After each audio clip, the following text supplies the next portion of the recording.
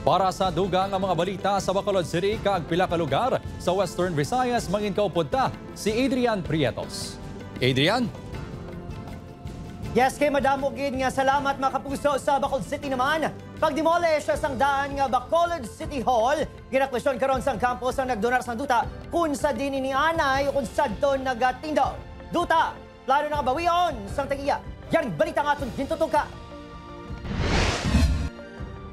Agosto, sininga tuig sang gindemolish ang daan nga Bacolod City Hall building sa Dalan Araneta, Luzuriaga sa Bacolod City agon magtukod sang bag-o nga istruktura.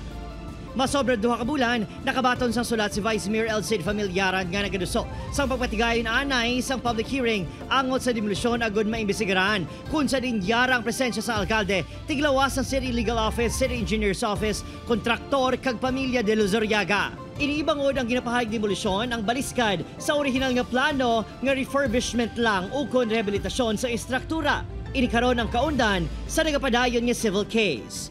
Suno, kay Attorney Jomax Ortiz, Legal Counsel sang tagreklamo, wala dapat gintandog o kung gindemolish ang Old City Hall bangod nakasaad sa Deed of Donation sa 2,000 square meter nga duta. Nga ang building, mangin talatapan sang alkalde. The purpose of the Deed of Donation is for the City of Bacolod to utilize that area as a city hall. Wala nang gingamit sang siyudad sa Bacolod as a seat of power o yun kanina sa Jose de Luzuriaga.